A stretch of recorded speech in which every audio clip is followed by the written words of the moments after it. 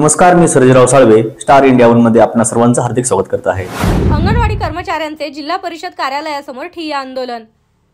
मानधन नको, वेतन पाहिजे या मागणीसाठी शेकडो अंगणवाडी सेविका व मदतनीस यांचे जिल्हा परिषद कार्यालयावर ठिय्या आंदोलन करण्यात आले। अंगणवाडी सेविकांना 13,500 रुपये तर मदतनीसांना 7,000 रुपये एवढे मानधन दिले जाते। मात्र हे मानधन तुटपुंजा स्वरूपाचे आहे। यात वाढ करून वेतन देण्याची मागणी आंदोलकांनी केली आहे।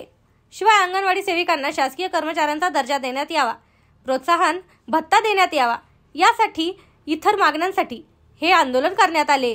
मागण्या मान्य न झाल्यास तीव्र आंदोलन करण्याचा यावेळी इशारा देण्यात आला। ही माहिती शततारका काटकोड राज्य अध्यक्ष अंगणवाडी कर्मचारी संघ महाराष्ट्र राज्य आणि संगीता टाक अंगणवाडी कर्मचारी यांच्याकडून प्राप्त। शततारका काटकाडे महाराष्ट्र राज्य अंगणवाडी कर्मचारी संघातर्फे आज एम ए पाटील सर यांच्या नेतृत्वाखाली आज नांदेड जिल्हा परिषदेवर मोर्चा काढलेला आहे।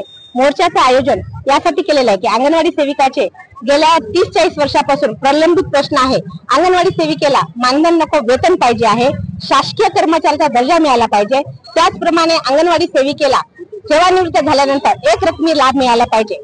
या गोष्टीसाठी आम्ही इथे आलेला आहे। आणि अंगणवाडीमध्ये जो आहार THR येत आहे तो अत्यंत निकृष्ट दर्जाचा आहार येत आहे। त्या मागणीसाठी आम्ही इथे आलेला आहे। अंगणवाडी सेविकेंना जवळपास आज लागून 30 ते 40 वर्ष झालेले आहे। त्या अंगणवाडी सेविकेला रिटायर झाल्यानंतर एक रकमी लाभ तर मिळतो, पण रिटायर झाल्यानंतर तिला अर्धी रक्कम मिळाली पाहिजे आणि ती ज्या दिवशी रिटायर होईल त्याच दिवशी तिच्या खात्यामध्ये मिळाली पाहिजे। दुसरी गोष्ट आहे की अंगणवाडी सेविकेला शासकीय कर्मचाऱ्याचा दर्जा मिळाला पाहिजे।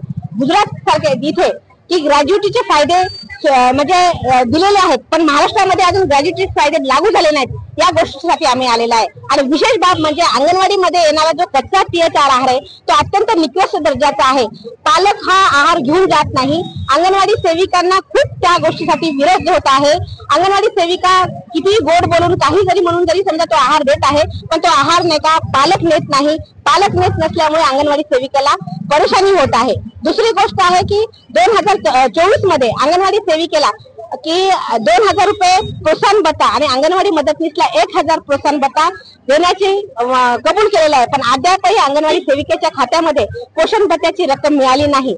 या व इतर मागणीसाठी आम्ही इथे आलेला आहेत। सर्वप्रथम महाराष्ट्र राज्य अंगणवाडी कर्मचारी संघ ठाणे ब्रिजपाल सिंग आणि एम ए पाटील सर आणि राजेश भाऊ यांच्या नेतृत्वाखाली हा मोर्चा इथं जिल्हा परिषद मध्ये आणण्यात आलेला आहे। आमच्या मागण्या आहेत, सर्वप्रथम मागणी आहे शासकीय दर्जा मिळाला पाहिजे, ग्रॅज्युएटी मिळाली पाहिजे, पेन्शन लागू झाली पाहिजे। ज्या वेळेस अंगणवाडी सेविका रिटायर होते त्यावेळेस तिचा आर्थिक बदल खूप होतो, तर त्यासाठी तिला कमीत कमी जगण्या एवढं मानधन तिला पेन्शन म्हणून मिळाला पाहिजे। आणि जो लहान 0 ते 6 वर्ष 3 वर्ष मुलांसाठी आणि गरोदर आणि स्तनदा मातेसाठी जो आमच्या अंगणवाडीमध्ये THR येतो त्याच्यामध्ये बदल झाला पाहिजे। या मागण्या घेऊन आम्ही आज जिल्हा परिषद मध्ये आलेलो आहोत।